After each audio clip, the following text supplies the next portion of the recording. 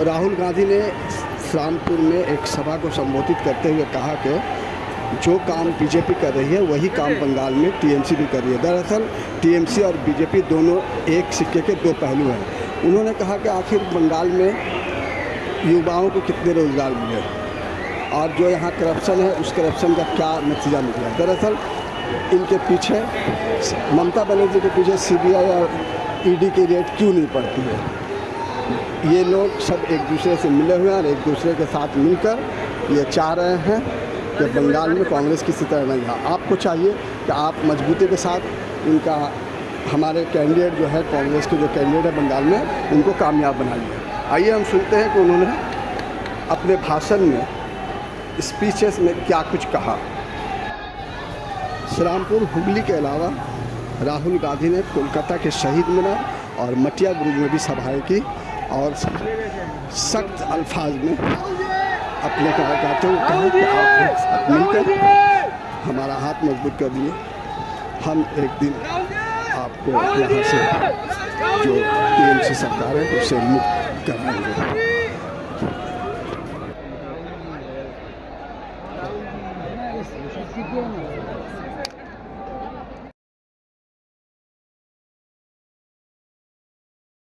हिंदू को मुसलमान से, क्रिश्चियन को सिख से, एक धर्म को दूसरे धर्म से लड़ाते हैं, एक जात को दूसरी जात से, और फिर 24 घंटा ये नफरत फैलाते हैं। मणिपुर को जला दिया, बंगाल में इलेक्शन चोरी करने की कोशिश करते हैं, मध्य प्रदेश में चोरी किया, महाराष्ट्र में चोरी किया, हरियाणा में चोरी किया। ये ऐसे इलेक्शन नहीं जीतते हैं भाई और बहनों। ये चोरी करके, वोट काट कर, कांग्रेस पार्टी विपक्ष के वोट काट कर ही चुनाव जीतते हैं। ये सच्चाई है देश की। दूसरी तरफ उनको मौका कौन दे रहा है? बंगाल में बीजेपी को मौका कौन दे रहा है? तृणमूल कांग्रेस दे रही है।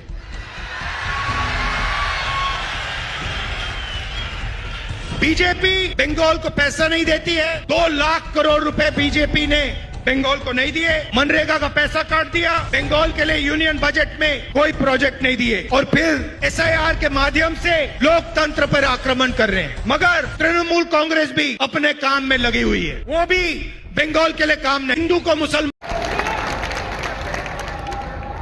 और जो हिंसा नरेंद्र मोदी जी बाकी हिंदुस्तान में करते हैं, वैसी ही हिंसा टीएमसी के गुंडे कांग्रेस पार्टी के लोगों के खिलाफ करते हैं, हमारे लोगों को मारते हैं।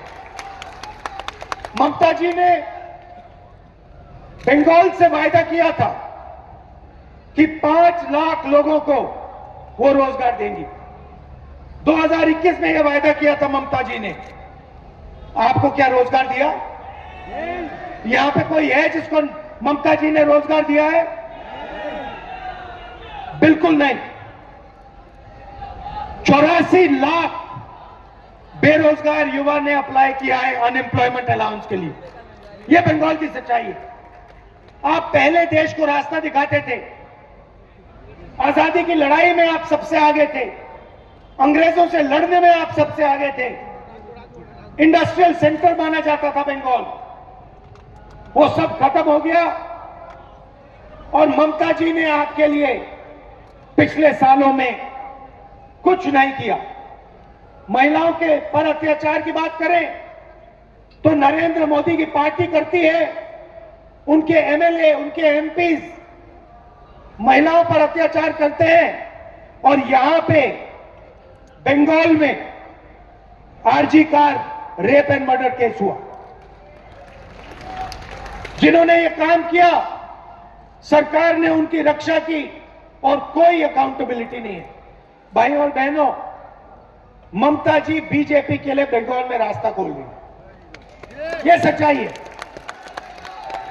सच्चाई है कि अगर ममता जी ने सही तरीके से काम किया होता, अगर ममता जी ने बंगाल के लिए काम किया होता, भ्रष्टाचार नहीं किया होता, आरजी कार जैसे केस पर एक्शन लिया होता, तो यहां पर कोई बीजेपी का खतरा नहीं होता। तो मैं आपसे यह कहना चाहता हूं, कांग्रेस पार्टी बीजेपी से लड़ती है। आप देखिए, मैं आपके सामने खड़ा हूं, मैं बेल पे हूं। मेरा घर छीन लिया, मेरी लोकसभा की मेंबरशिप छीन ली, मेरे ऊपर 36 केस हैं। कभी मैं झारखंड जाता हूं, कभी महाराष्ट्र, कभी गुजरात, कभी उत्तर प्रदेश, कभी बिहार। हर 10-15 दिन में केस लड़ने कहीं ना कहीं जाना पड़ता है मुझे। मैं आपसे पूछना चाहता हूं, ममता जी पे कितने केस लगाए नरेंद्र मोदी ने? ममता जी का कितने घंटे इंटेरोगेशन हुआ? मेरा 55 घंटे, 5 दिन एक के बाद एक इंटेरोगेशन हुआ ईडी से। ममता जी पर कोई आक्रमण नहीं होता, ना सीबीआई, ना ईडी, ना कुछ। क्यों? क्योंकि वो बीजेपी से सीधा नहीं लड़ते हैं। यह सच्चाई पूरा बंगाल जानता है। सिर्फ कांग्रेस पार्टी विचारधारा के बल पर बीजेपी से लड़ती है। 24 घंटा नरेंद्र मोदी कांग्रेस पार्टी पर, राहुल गांधी पर, खड़गे जी पर आक्रमण करता रहता है। बंगाल के चुनाव के वक्त नरेंद्र मोदी आकर ममता जी पर आक्रमण करता है, मगर आप देखना बंगाल का चुनाव खत्म होगा, नरेंद्र मोदी ममता जी के बारे में कुछ नहीं कहेगा। क्योंकि वह जानता है कि हिंदुस्तान में सिर्फ एक शक्ति आरएसएस, बीजेपी और नरेंद्र मोदी को हरा सकती है, और वो शक्ति कांग्रेस पार्टी है, कांग्रेस पार्टी की विचारधारा है। भाइयों बहनों, आप कांग्रेस पार्टी को यहां मजबूत कीजिए, घबराइए मत।